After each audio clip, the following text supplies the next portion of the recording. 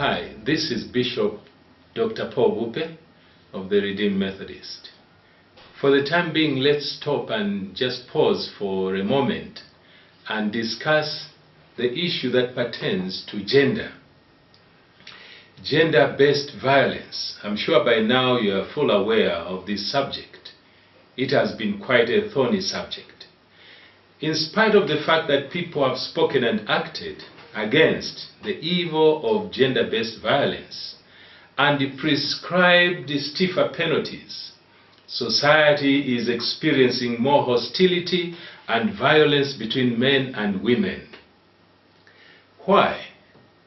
A question must be asked and an answer must be given.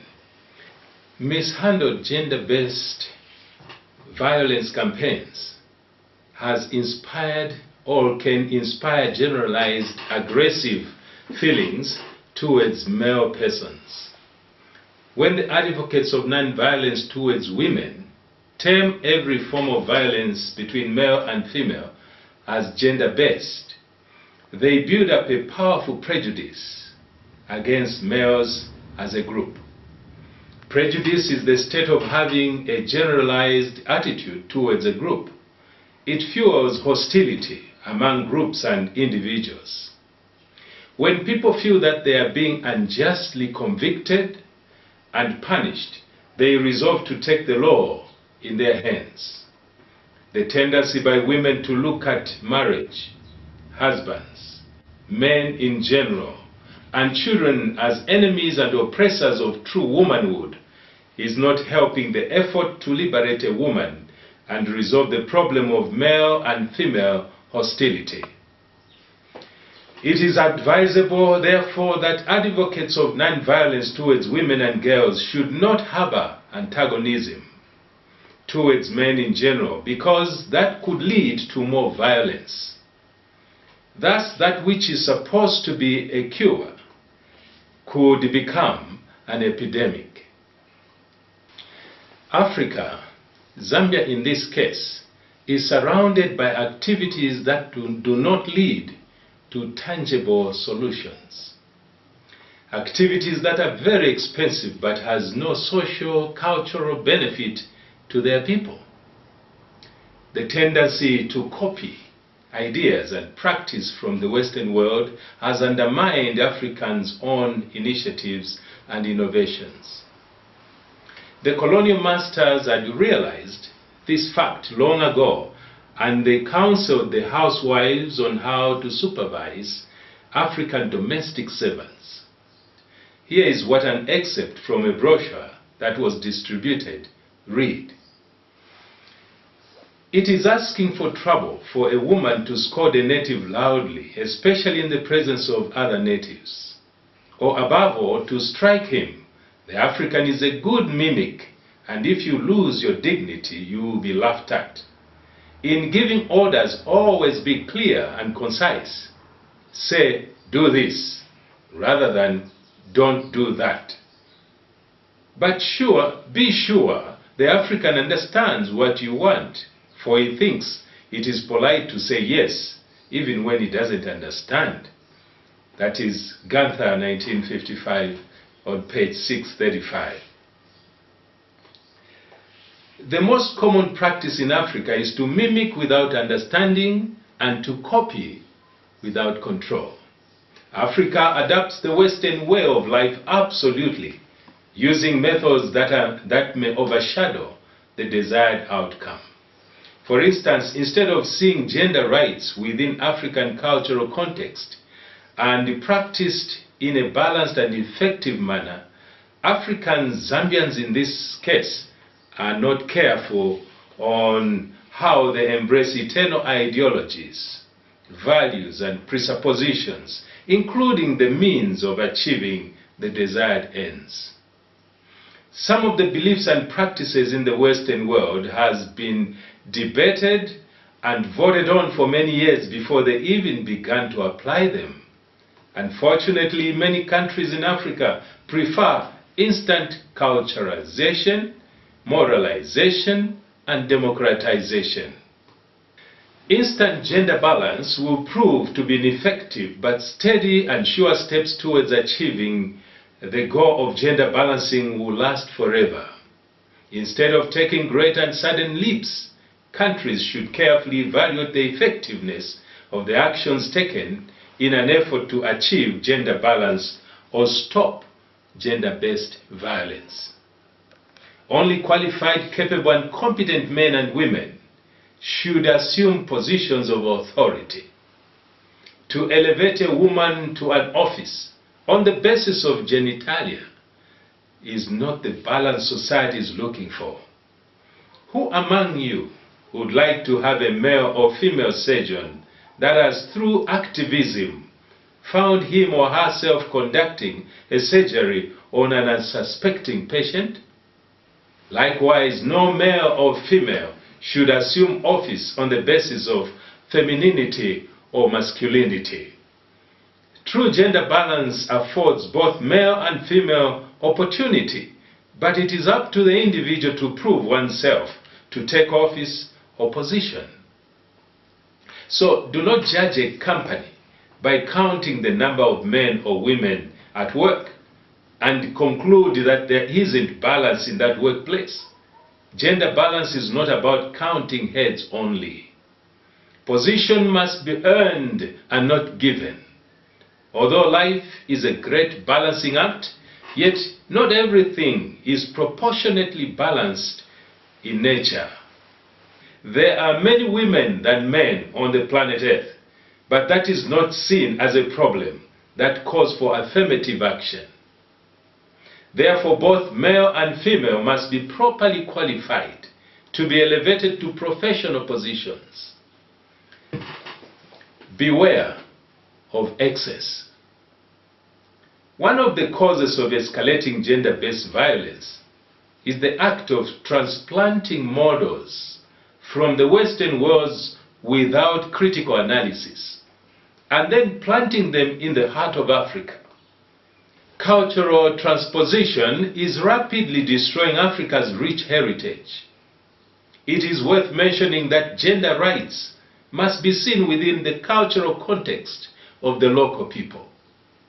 Africans must protect their Africanness as they continue combating gender-based violence. They must as well realize that it is wrong to be right-oriented only and neglect being obligation-oriented. It is not right to look at life from point of view of human rights only, when some of these rights are at variance with good African cultural values. Rights go with obligations. In this effort, Africa must guard against Western excess. For instance, if men go to the pool without shirts on, then women demand to go about with breasts showing and claiming that it is their human rights. That's not what human rights are all about. It is unfortunate that in some parts of the world, during a street demonstration against GBV, women carried a placard which read, "If I'm a woman and if I walk nude on the road, then also you don't have any right to rape me." That is excess.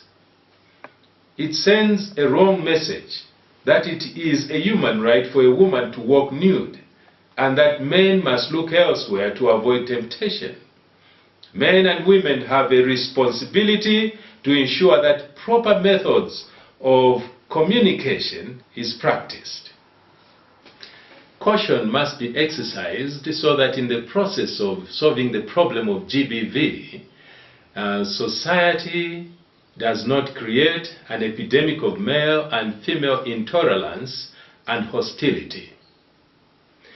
A society, just like a family, when subjected to chronic, sustained anxiety, begins to lose contact with its intellectually determined principles and to resort to more and more emotionally determined decisions to allay the anxiety of the moment.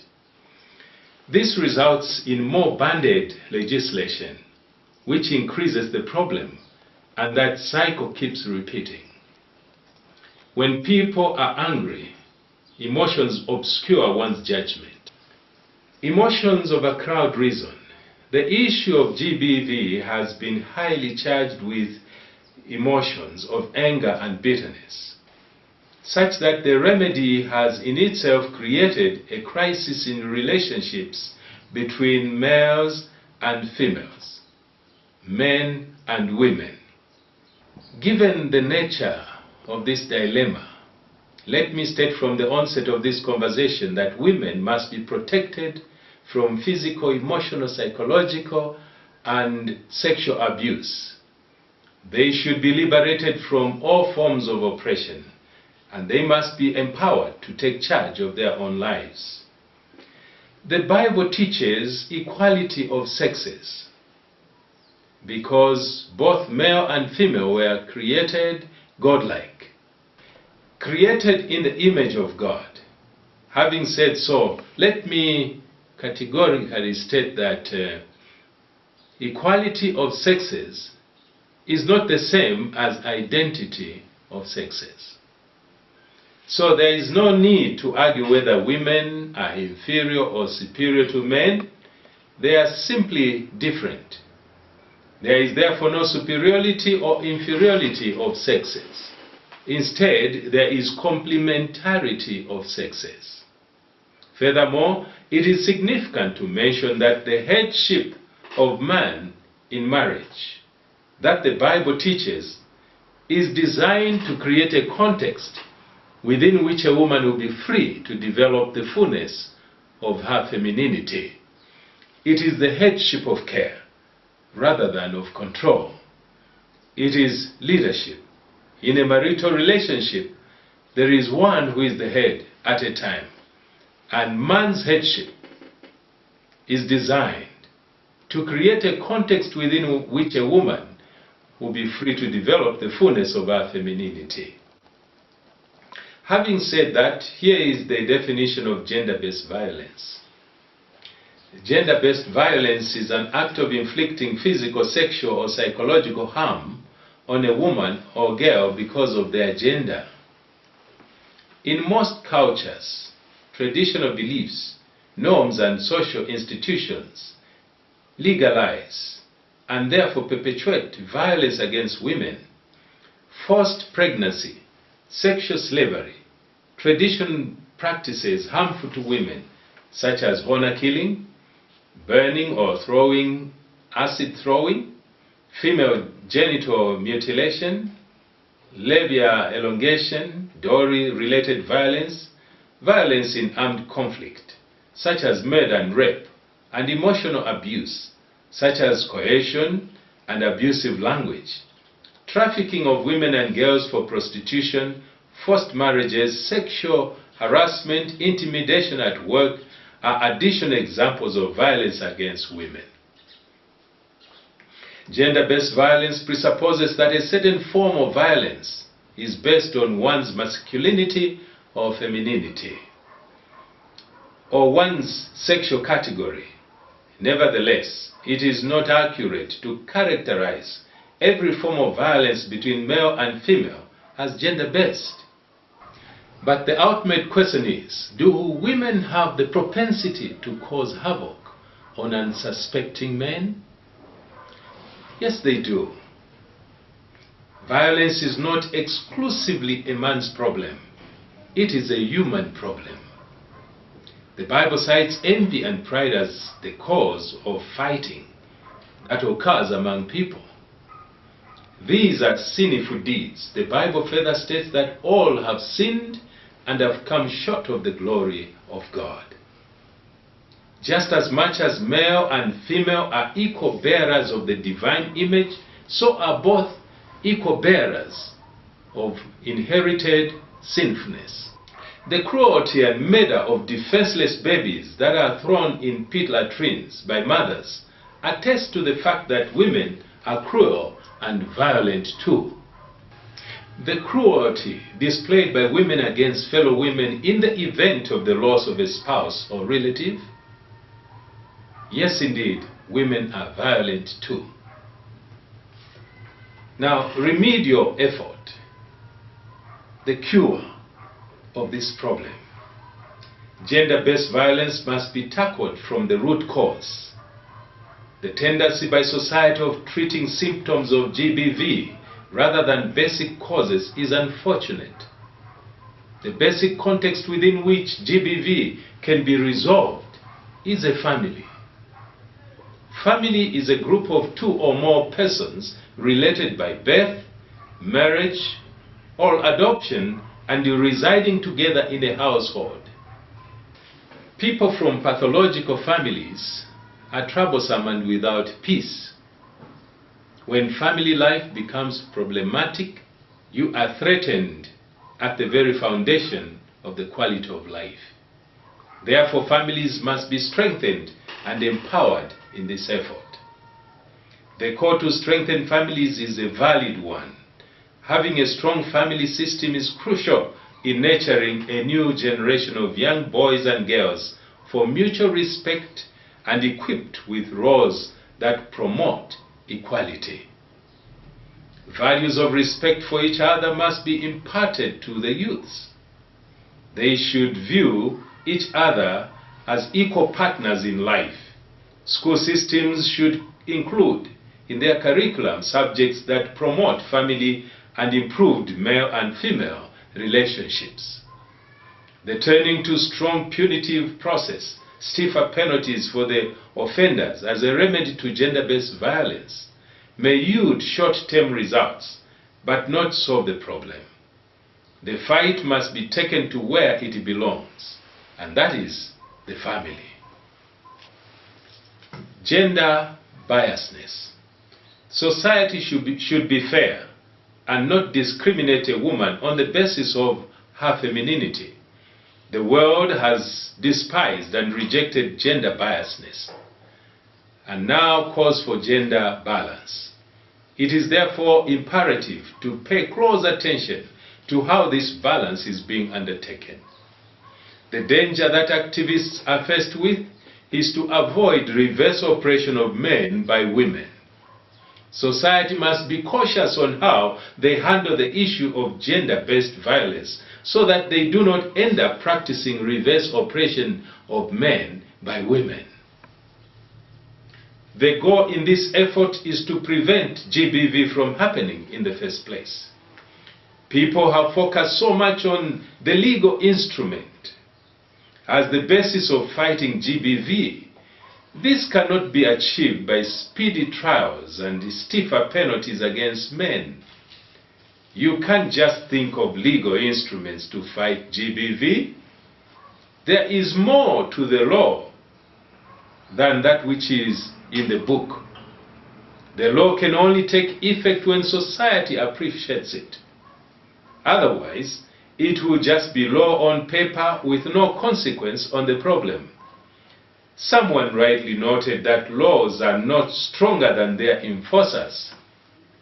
If the enforcers choose not to enforce the laws, then the said laws have no power. You can have the best laws on paper, but you may not achieve the objectives because fairness does not rest in the laws, but in the activities, attitude, and consciousness of the people. Retributive laws against men will simply distort relationships between men and women and undermine the whole process of gender balance. When society tries to solve problems by harsh laws, they will eventually end up with a bigger population of a segment of its people behind bars.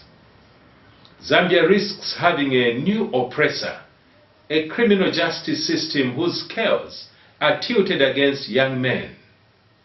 In moments like this, does Africa have models to look to for guidance as it grapples with the crisis of relationships between men and women?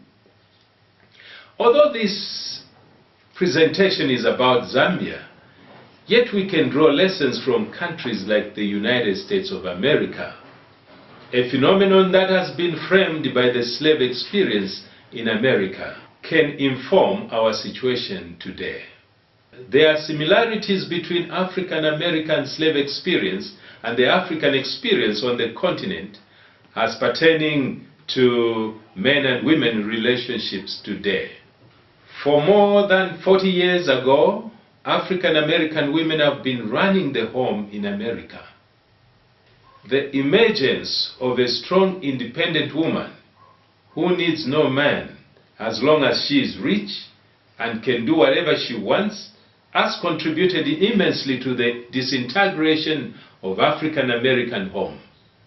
To make it worse, a runaway father has left the woman to run the home.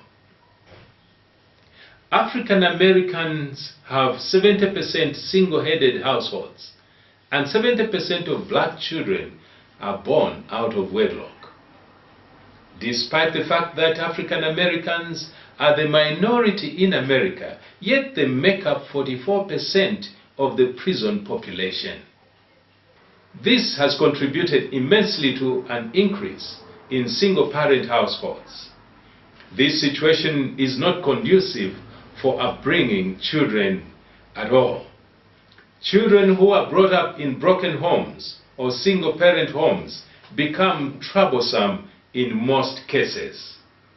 This has resulted in having society which has children on drugs, parents who don't care, gangs on the loose, violence on the streets and in homes.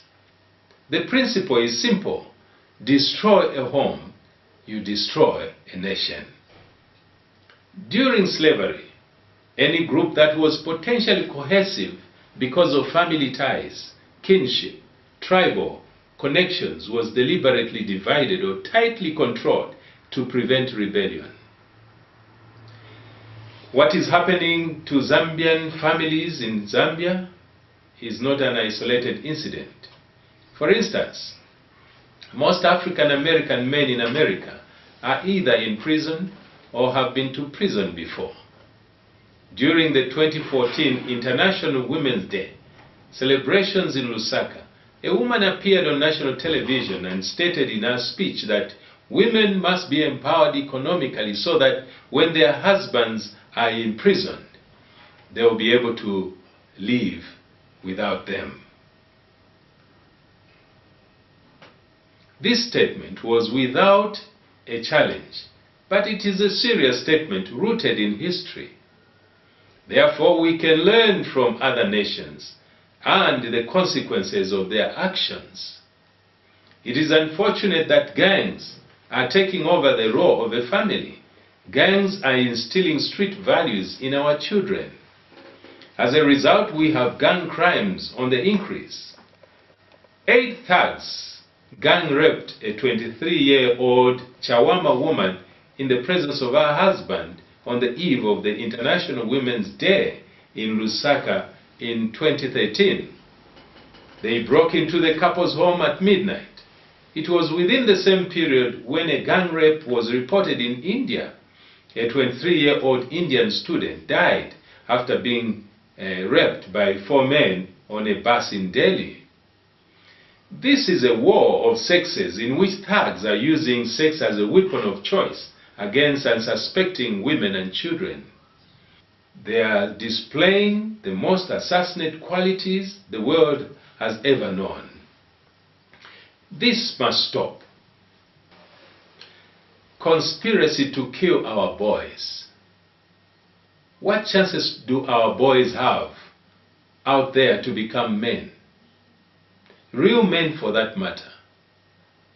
What kind of society are we going to have 40 years later? With more programs for girl child than the boy child? Are we balancing the gender relationships or tilting the scale the other way around? The danger we shall be faced with is that we shall have boys with drugs in their veins, guns on the streets, and black kids dying on the streets. When society becomes careless in the handling of this sensitive issue, it poses a danger to our boys today. 40 years down the road, our boys will be rendered impotent, jobless, and useless. Children that will never grow up into real men. This situation may be likened to the Egyptian conspiracy to kill baby boys at birth. A biblical story of the call to kill baby boys at birth in Egypt in the book of Exodus provides me with conceptual tool to illustrate my claim. When you do the office of the midwife upon the stool, if it be a son, then you shall kill him. But if it be a daughter, then she shall live. But the midwives feared God, but did not as king of Egypt commanded them, but saved the men children alive. Exodus 1:16-17. Further, the command instructed the midwives that every son that is born you shall cast into the river. Every daughter you shall save alive. If gender-based violence advocacy is not properly handled in Zambia, the result shall be conspiracy to kill our sons. Now, let us examine the extent to which feminism has contributed to male and female hostility. Feminism. Feminism has become a significant component in the Western culture. It is a movement whose goal is to emancipate a woman. It is a woman's liberation movement. It directs its efforts in achieving equality for women in modern society, especially through the removal of obstacles such as beliefs, values, attitudes, which hinder the process. Feminism, whose philosophy informs the women's rights groups, argue that Christianity, with its male dominance, male symbols for God, its male savior figure, and its long history of male leaders and thinkers, is biased against women and therefore incapable of being salvaged. Women, they urge, should leave the oppressive environment. They must abandon traditional Christianity altogether and invent their own religion. Christianity is said to be sexist, that is, biased against women. They criticize the use of male pronouns for God. The consequences of this movement, which started in the 60s, are quite devastating. It is an all-out war between male and female. Women have demonstrated anti-male hostility. Dr. Laura Schlesinger, one of the award-winning internationally syndicated radio program in South Carolina, rightly noted in his book entitled Proper Care and Feeding of Marriage that there is disintegration of family structure, marriage has become a thing of the past, men and women have less regard for women, femininity, motherhood, men, masculinity, fatherhood, family commitments, and marriage. Men no longer care about vows. Why buy the cow when milk is free? Women dress like prostitutes, and men no longer value virginity, purity, and innocence. She further observed that chivalry is largely dead, and feminism is the murderer, and that today's war between sexes is an all-out war. Single-parent households have mushroomed. According to statistics, between 1963 and 1993, single parents in America increased by 300%. In 1991, less than 60% were living with their biological married parents. Around 50% of children were living in single parents' homes, and that 30% of US babies are born out of wedlock. During the US presidential debate, Rodney, a Republican, stated that 68% of black babies in America are born out of wedlock. By the time of this work, the situation had reached 70%. With this scenario in mind, Africa must re-examine the Western models they are rapidly embracing. Also, there must be recognition of good men and good husbands. The good men and husbands must be applauded and featured as role models to the younger generations and male figures. Zambians must be very careful on how they embrace the Western ideologies, values, and presuppositions, including the means of achieving the desired ends. We must understand that some of the beliefs and practices in the Western world has been debated on and voted on for years before they even begin to apply them. But as for Africa, we prefer instant culturalization, moralization, and democratization. Consequently, we are surrounded by activities that do not lead to tangible solutions. Activities that are very expensive but has no social and cultural benefit to our people. The most common practice in Africa is to mimic without understanding and to copy without control. The gender rights must be seen within our cultural context and done in a balanced and most effective manner using methods that do not overshadow the desired outcome. This is your servant, the Bishop Dr. Paul Upe, coming to you from Lusaka.